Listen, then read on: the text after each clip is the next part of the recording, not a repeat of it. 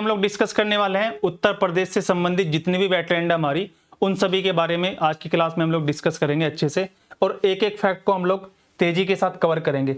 देखो, सबसे पहले हम लोग बात कर रहे हैं क्या, वेटलैंड। जो हमारा वेटलैंड टॉपिक है, जो भी आर्द्र भूमि है, या फिर इनको हम लोग क्या कहते हैं, इनको हम लोग कहते हैं रामसर साइट।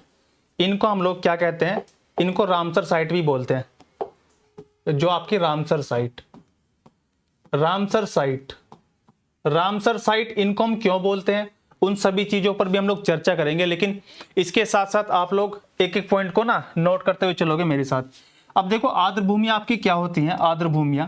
आर्द्र भूमि की अगर मैं बात करूं तो ऐसे दलदली क्षेत्र, ये होता है आप लोगों का ऐसे दलदली क्षेत्र जिसमें क्या होगा, एक तो नमी पाई जाएगी, और नमी के साथ साथ वहां पर क्या होगा, पेड़ पौधों की प्रजातियां, छोटे छोटे जीव जंतु आपके इनमें बहुत बड़ी संख्या में पाए जाते हैं। यानी कि आप लोग कह सकते हो कि जो बायोडाइवर्सिटी या फिर जैव विविधता वाला चैप्टर आप लोग पढ़ते हो, बायोडाइवर्सिटी यहाँ पर सबसे ज्यादा देखने के लिए मिलती है। चलिए बात कर लेते हैं अपने टॉपिक की, आर्द्र भूमि की।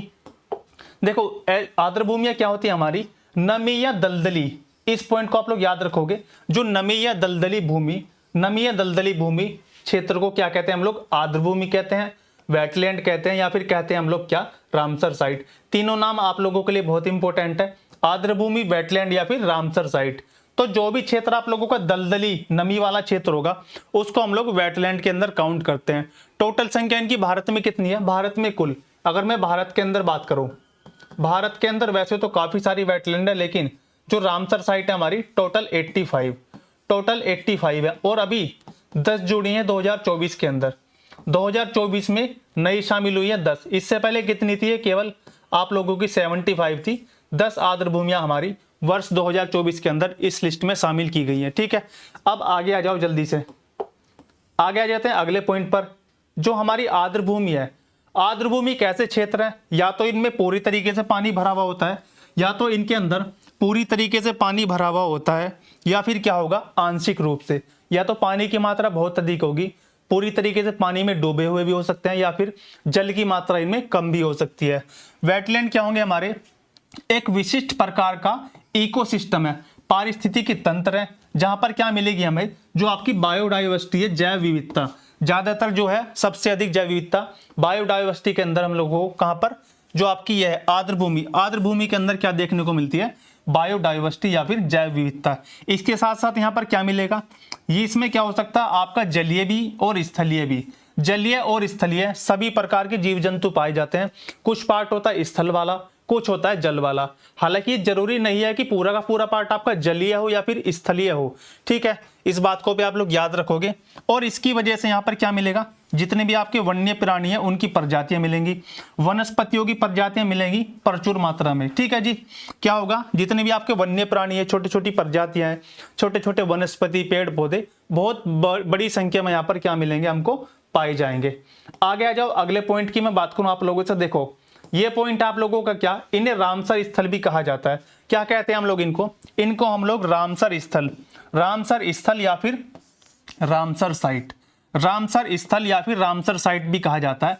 क्वेश्चन अगर ये नहीं आएगा कि आर्द्र भूमि, आर्द्र भूमि, रामसर स्थल, रामसर स्थल या फिर वेटलैंड, तीनों के तीनों वर्ड आपके लिए मोस्ट इंपोर्टेंट है। भारत में इनकी कुल संख्या कितनी है, 85 है। मैंने आप लोगों को बताया 2024 के अंदर कितनी जुड़ी है, नहीं 10 आर्द्र भूमियां हम लोगों ने शामिल की है। अब देखो, इसका एक लोग आप चित्र देख लो एक बार। ये जो आप लोग देख रहे हो फोटो, इसमें क्या है, कुछ आपका जलीय पार्ट है, कुछ आपका स्थल वाला पार्ट है। साथ साथ यहाँ पर छोटे छोटे वनस्पति आप लोगों को पेड़ पौधे भी दिखाई दे रहे होंगे। तो इस तरह से दिखती है हमारी क्या, आर्द्र भूमि। देखो, छोटे छोटे फूल खिले हुए हैं, या फिर आपको और भी बहुत सारे इनको फोटो देखने को मिल जाएंगे, आप लोग गूगल पर सर्च कर लेना। अब हम लोग बात करेंगे रामसर कन्वेंशन। रामसर कन्वेंशन आप लोगों के लिए काफी ज्यादा इंपॉर्टेंट है। कई बार आपके प्री के अंदर यहां से क्वेश्चन बन चुका है कि रामसर समिट कहां पर हुई थी, किस समय हुई, और इसका महत्व क्या है आर्द्र भूमि को लेकर। देखो, रामसर सम्मेलन की अगर मैं बात करता हूं आप लोगों से, रामसर सम्मेलन की अगर मैं बात करूं आप लोगों से, तो ये हुआ था ईरान के अंदर। रामसर क्या है, एक अंतर सरकारी संधि है। पहले तो इसको नोट करोगे आप लोग, क्या है, एक अंतर सरकारी संधि, इंटर गवर्नमेंटल ट्रीटी है हमारी क्या, रामसर कन्वेंशन, जो कब हुआ था, 2 फरवरी 1971। 2 फरवरी 1971 कहां पर हुआ था? जो कैस्पियन सागर, वर्ल्ड ज्योग्राफी में जो आप लोग कैस्पियन सी पढ़ते हो, उसके जो दक्षिणी तट है, उसका जो सदर्न कोस्ट है, उस पर क्या है? एक शहर स्थित है, ईरान का। कौन सा? रामसर। क्या नाम है शहर का? शहर का नाम हो जाएगा रामसर। इसी वजह से जो आपकी आर्द्रभूमि है या वेटलैंड है, इनको हम लोग क्या बोलते हैं? इनको हम लोग बोलते हैं रामसर। क्या बोलते हैं इनको हम लोग? इनको हम लोग बोलते हैं क्या? Ramsar sites. देखो अब वीडियो क्लियर हो गई होगी आप लोगों को। इनको हम लोग क्या बोलते हैं? Ramsar site. रामसर साइट इसीलिए बोला जाता है क्योंकि इनके संरक्षण के लिए, आर्द्र भूमि के संरक्षण के लिए कहां पर कन्वेंशन हुआ था? ईरान का एक शहर है रामसर। वर्ष 1971, 2 फरवरी 1971 को कहां पर हुआ था? रामसर के अंदर एक सम्मेलन हुआ था, जिसका मेन मोटिव क्या था? हमारा आर्द्र भूमि का कंजर्वेशन करना का। रामसर सम्मेलन या फिर रामसर आपका कन्वेंशन क्या है? एक अंतर सरकारी संधि है, एक क्या है? इंटर गवर्नमेंटल ट्रीटी है, जिसका मेन मोटिव क्या है? आर्द्र भूमियों का संरक्षण करना। क्या मोटिव है इसका? जितनी भी आप लोगों की आर्द्र भूमियां है, आर्द्र भूमि, उनका क्या करते हैं? संरक्षण या फिर कंजर्वेशन या फिर संरक्षण करना, इसका मेन उद्देश्य है। ये कब हुआ था आपका? 2 फरवरी 1971 को। 2 फरवरी 1971 को कहां पर हुआ था? ईरान का एक शहर है, कौन सा? रामसर। रामसर कहां पर हो जाएगा आपका? ईरान के अंदर है। इसीलिए हम लोग क्या बोलते हैं? जो हमारी वेटलैंड है, जितनी भी वेटलैंड है हमारी, उनको हम लोग रामसर साइट्स भी बोलते हैं। इतना क्लियर है सभी लोगों को? अब आ जाते हैं जल्दी से, ये भारत में कब अपनाया गया? भारत सरकार ने इसको कब अपनाया था? रामसर कन्वेंशन को भारत में कब अपनाया गया? तो 1 फरवरी 1982। ये डेट आप लोगों के लिए काफी ज्यादा मोस्ट इंपोर्टेंट हो जाएगी। मोस्ट इंपोर्टेंट डेट आप लोगों के लिए कब? क्योंकि क्वेश्चन प्री में बन सकता है यहां से। 1 फरवरी 1982 को जो है भारत सरकार द्वारा जो आपका रामसर कन्वेंशन है, इसको अपना लिया गया था। इसके साथ साथ क्या हुआ था? जिसके तहत अंतरराष्ट्रीय महत्व की आर्द्र भूमियों को रामसर स्थल के रूप में घोषित किया गया। और अब तक मैंने बताया आप लोगों को कितनी? टोटल 85 रामसर स्थल है भारत के अंदर। टोटल कितने हो जाएंगे? टोटल 85 रामसर स्थल। अब थोड़ी सी बात कर लेते हैं हम लोग किसकी? वर्ल्ड वेटलैंड डे, जो कि कब मनाया जाता है आप लोगों का? 2 फरवरी को मनाया जाता है। हर साल क्या होगा? 2 फरवरी को आपका वर्ल्ड वेटलैंड डे मनाया जाएगा। अब इसके बारे में थोड़ी चर्चा करेंगे। ये जो दिवस है आप लोगों का 2 फरवरी को मनाते हैं हम लोग क्या? विश्व आर्द्रभूमि दिवस। ठीक है, ये किस लिए मनाते हैं? क्योंकि 1971 को जो आप लोगों का आर्द्रभूमि पर जो अंतरराष्ट्रीय समझौता हुआ था, जो हमारा रामसर कन्वेंशन हुआ था, कब हुआ था? 2 फरवरी को हुआ था 1971 के अंदर। उसी के उपलक्ष्य में हम लोग क्या मनाते हैं? जो हमारा आर्द्रभूमि दिवस या फिर वर्ल्ड वेटलैंड डे है, उसको हम लोग सेलिब्रेट करते हैं। 2024, ये जो 2024 का जो फरवरी था, 2024 का जो फरवरी था, 2 फरवरी, उसकी ये थीम है हमारी वर्ल्ड वेटलैंड डे की थीम। इंग्लिश में याद करेंगे सारे बच्चे, wetlands and human wellbeing. Theme क्या हो जाएगी इसकी? वेटलैंड्स एंड ह्यूमन वेलबींग, ये इसकी थीम हो जाएगी। मोस्ट इंपोर्टेंट है, आने वाले किसी भी एग्जाम में आप लोगों से पूछी जा सकती है। ठीक है भाई, वेटलैंड डे 2 फरवरी, और इसके साथ साथ 4 फरवरी क्या होता है आप लोगों का? Cancer day. ये भी याद रख लोगे आप लोग, अपने नोट्स में यहीं पर कहीं मेंशन कर लेना। वेटलैंड डे 2 फरवरी और कैंसर डे 4 फरवरी। अब हम लोग बात कर लेंगे जो भी हमारी उत्तर प्रदेश की आर्द्र भूमियां हैं। अब हम लोग बात करेंगे जितनी भी हमारी उत्तर प्रदेश की आर्द्र भूमियां हैं। क्लियर है ना सभी को? एक बार जल्दी से बता देंगे, कोई डाउट तो नहीं है? जितनी भी हमारी उत्तर प्रदेश की आर्द्र भूमियां हैं, अब हम लोग उत्तर प्रदेश के बारे में बात कर लेते हैं। उत्तर प्रदेश के अंदर देखो 10 आर्द्र भूमियां आप लोगों की। कितनी वेटलैंड है उत्तर प्रदेश के अंदर? टोटल 10 वेटलैंड है। हालांकि ये सारी चीजें आप लोग हो सकता है पहले पढ़ चुके हैं, लेकिन एक रिवीजन के तौर पर आज एक बार फिर से इनको देख लेंगे हम लोग। जब हम लोगों ने भारत की वेटलैंड्स कवर करी थी, उस दौरान आप लोगों ने इनको अच्छे से पढ़ा था, अच्छे से आप लोगों ने याद भी करा होगा, और उम्मीद है कि आज भी आप लोग इनको इस क्लास से याद करके ही जाओगे। ठीक है, अब जल्दी से बात कर लेते हैं हम लोग क्या? नवाबगंज पक्षी अभ्यारण्य। जो आप लोगों का नवाबगंज बर्ड सेंचुरी है, वो कहां पर है? वो हो जाती है उन्नाव के अंदर। उन्नाव, जो हमारा उन्नाव डिस्ट्रिक्ट है, ये कहां पर हो जाएगी? उन्नाव। इसकी एक छोटी सी ट्रिक बताई थी मैंने आप लोगों को। क्या बताई थी? कि जितने भी नवाब होते हैं, जो बड़े बड़े नवाब लोग होते हैं, नवाब जो भी नवाब होते हैं, वो क्या पहनते हैं? वो ऊन के कपड़े पहनते हैं। ऊन के कपड़े पहनते हैं। ऊन के कपड़े बने हुए, ऊन से बने हुए कपड़े कौन पहनते हैं? नवाब पहनते हैं। जो नवाब, जितने भी नवाब लोग होते हैं, बड़े बड़े घरों वाले व्यक्ति होते हैं जो आपके, वो क्या पहनते हैं, नवाब क्या पहनते हैं, ऊन से बने हुए कपड़े पहनते हैं, महंगे महंगे। इस तरह से याद करोगे। आगे जो पार्वती अरंगा पक्षी अभयारण्य, जो हमारा पार्वती अरंगा, पार्वती अरंगा, देखो पार्वती, पार्वती क्या है, पार्वती माता है, पार्वती भगवान का रूप है, पार्वती हमारी माता है। और इधर लिखा हुआ है गोंडा, इसको आप लोग क्या मान लोगे, इसको आप ऐसे मान लो, इसको मान लो गोड लिखा हुआ है, गोड। ये क्या लिखा हुआ है, गोड। तो जितने भी हमारी माता है, चाहे पार्वती हो, सरस्वती हो, जितनी भी हमारी देवी देवताएं हैं, वो क्या है, भगवान का रूप होती है। क्या होती है भाई, भगवान का रूप होती है। तो इसलिए ये पार्वती अरंगा, पार्वती क्या है, गॉड है हमारे लिए, गॉड का रूप है। तो गोंडा, पार्वती अरंगा कहां पर हो जाएगा आप लोगों का, ये हो जाता आपका गोंडा के अंदर।